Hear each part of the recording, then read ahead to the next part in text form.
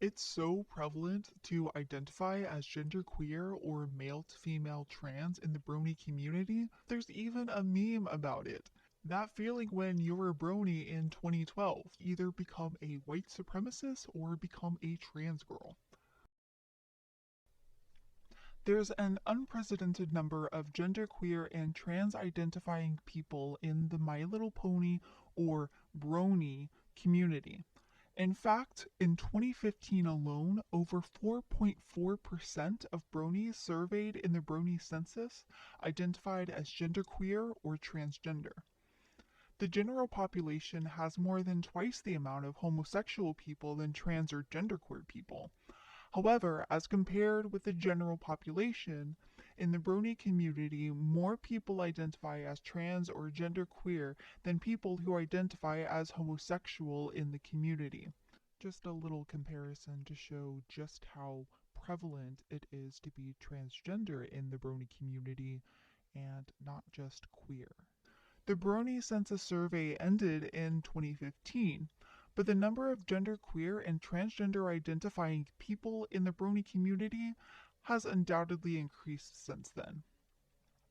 I speculate it has increased to at least 5.5 to 7%. However, in the general population, according to the 2021 Pew Research Center survey, only 1.6% of people identify as genderqueer or trans, making the Brony trans and genderqueer population around 4 times the amount of the general population. This rapid and enormous growth of transgender and genderqueer people in the Brony community and my personal experiences within the community may suggest a portion of these people are not trans at all. At the very least, I personally know two detransitioners from the Brony community who realized that they were not trans. So who's to say there aren't or won't be more people coming out as not trans at all? These people should have gotten better treatment or health care for any other possible mental issues or disorders. It's especially because of these two detransitioners I know and a man who I think is misappropriating trans culture. I want to look further into questioning others in the Brony community who are transitioning or identifying as genderqueer because statistically speaking, it seems unlikely I should personally know two people who are detransitioners who detransition because they aren't trans. Something seems amiss, and there are hypotheses that there are more people than statistics tell us who aren't trans at all, even though they identify as such. Ever since 2014, when I first heard about genderqueer and transgender activism and all the things that came with it, I didn't question anything I was told concerning pronouns and the idea that people were able to be transgender or genderqueer if they chose to, and the right for anyone and everyone to identify as whoever they wanted and deserve to transition if they wanted to medically. It wasn't until 2017 to 2018 I started to see a pattern of the increase in prevalence of trans and genderqueer identifying people, especially in the Brony community I was a part of. That's when I wondered if there was something more happening than merely a whole bunch of closeted trans people coming out. I wish to add my voice to the ongoing debate of whether or not outside factors such as social contagion, rapid onset gender dysphoria, mental health issues, intellectual disorders, learning disorders, unmanaged disorders such as autism spectrum disorders, personality disorders, or ADHD or PTSD, etc., can influence someone to question or change their identity, perhaps even incorrectly so, and to mistakenly go down the path of medical transition, or to assume identifying as genderqueer is the answer to addressing their mental issues and problems they face with disorders. Of course, gender dysphoria isn't included on this list, as it's widely accepted to be the number one reason for a person to transition. My secondhand experiences with people who identify as genderqueer or trans, especially in the Brony community, seem to align with a lot of these ideas. There have been many instances of the misdiagnosis of gender dysphoria or hasty gender affirmation, where the patient needed treatment for other disorders or mental health issues, especially when attempting medical transition as an answer to other issues. It can pose real mental and physical problems for those who aren't truly trans. I wish to present my experiences concerning adults who identify as genderqueer or transgender, since much of the discourse around questioning transgender and genderqueer people is about children. I believe adults deserve the same amount of care as children do, whether they are or aren't trans or genderqueer, and they should receive the right medical treatment so they don't have to undergo physically and mentally altering hormone replacement therapy if they don't have to. As said by an adult detransitioner on YouTube, transitioning was sold to me as a hardware fix for software issues. And I know this has been true for many people. I wish to emphasize that I am and always have been an ally for all LGBTQ people and their rights and acceptance. I am not a trans hater. I care. I do believe trans people are valid, and I believe they do exist and that they should be respected and have their rights protected. I disagree with right-wing radicals who believe all trans people are invalid. I seek a moderate approach. I am not a whistleblower. I am not dog whistling for transphobes. I'm not calling for people who disagree with all trans people to use my experience as evidence to oppose all trans people. I don't believe trans people shouldn't get the treatment they need when it's necessary. I advocate for everyone's safety from true unlawful harassment and hate crimes. What I'm saying is not meant to be against trans or genderqueer people, so much as asking the important questions about people who may be misusing their gender identities as a means to treat other disorders or mental issues, apart from gender dysphoria, which can worsen their problems or cause them to forgo proper treatment. I also want to address that some people, like the person I will be addressing in this video, are people who will misuse or appropriate the trans culture in order to fit in or to escape being a cisgender, white, heterosexual male. To question something does not mean to oppose it. There's no denying that not all people who assume they're trans are actually trans, and that's where my concerns lie. Not to mention, we can't predict how many people, anywhere from 2 to 10 years later or more, may regret their transition. We have no solid statistics to account for this most recent trend of trans and genderqueer identifying people in the last 5 years because it can take time for someone to realize they're not trans. For those who don't know, the Brony Community is a fan community for the cartoon My Little Pony: Friendship is Magic.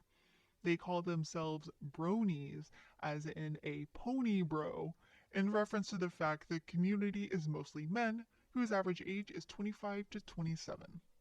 I also want to point out that while the Brony community is very open to queer people in general, there wasn't any sort of precedent of it being a specifically transgender friendly community where they would invite transgender people to come into their space.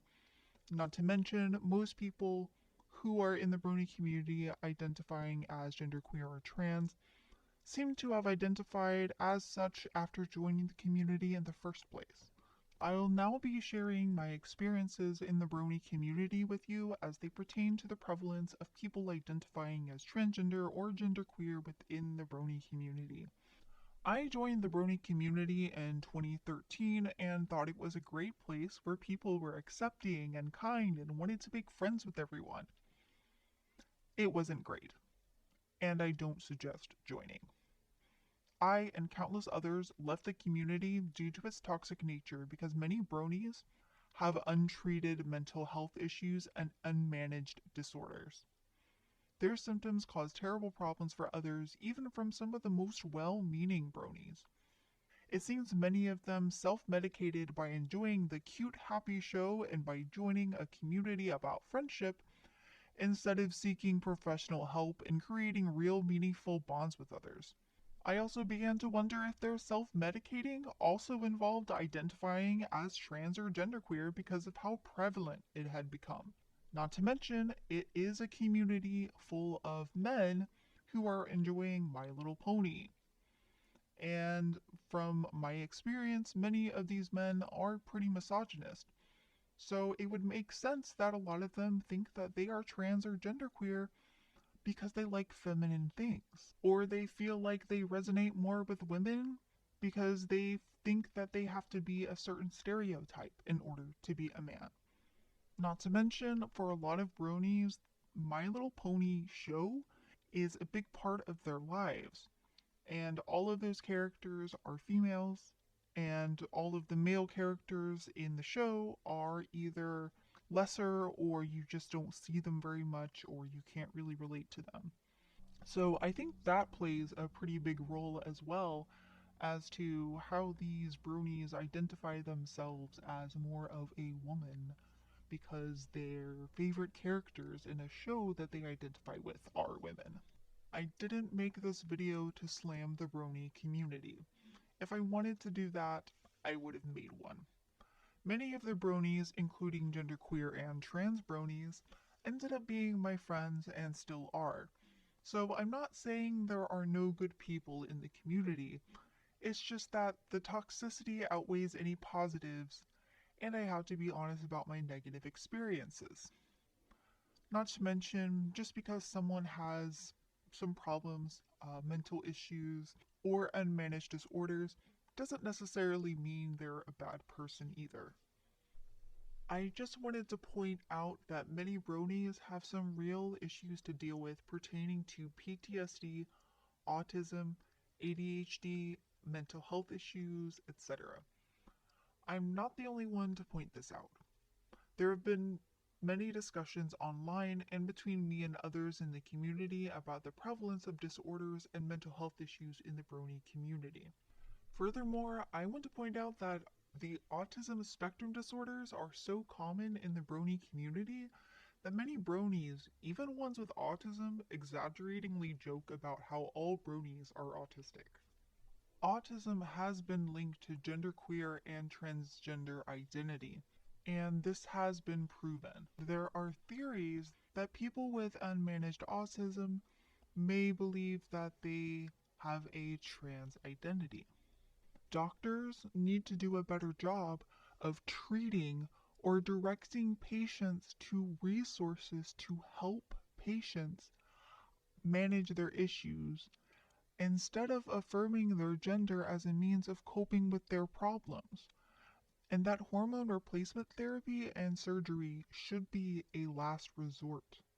Around 2018, I began to question the validity of the new identities of my friends and acquaintances because of the unusually increasing amount of those identifying as genderqueer or trans in the Brony community. I can't even begin to count how many trans and genderqueer identifying bronies I have come across over the years at conventions and on social media, counting those people whom I saw in passing, whom I spoke to briefly, or people that I knew personally. I do know that I was acquainted or friends with people I had met or spoken to on more than a couple of occasions, 9 to 11 or more male to female trans bronies, including two who transitioned and then detransitioned 1 to 2 years into hormone replacement therapy. I was also acquainted with or friends with 12 to 16 or more bronies who identified as genderqueer, some of whom are also on hormone replacement therapy. It's so prevalent to identify as genderqueer or male to female trans in the Brony community that there's even a meme about it, and the genderqueer and trans bronies love it.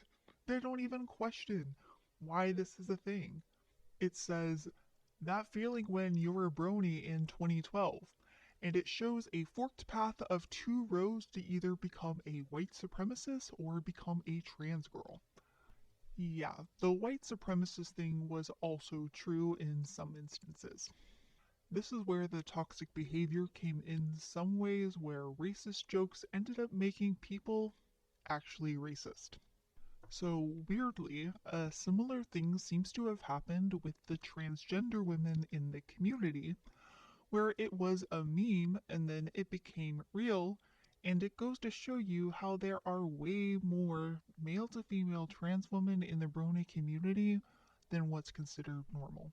If people in the Brony community are lost enough to let a few racist jokes make them a white supremacist, who's to say that there isn't some form of social contagion when it comes to them identifying as trans women? 10 years later, this meme was not only reposted by No Whacking, a trans man figure in the Brony community, it has over 23,000 likes, most of which seem to be coming from pro trans people agreeing that so many bronies are coming out as trans, as if it's a positive thing, but not something to be questioned more critically. It's so prevalent that discussions within the community have been started online about how a large portion of bronies are genderqueer. And these discussions are started by people who themselves are genderqueer. There are even trans bronies who are calling this effect the Brony pipeline. I kid you not. Where you go into the fandom as a usually straight cis man and come out the other side as a queer trans woman.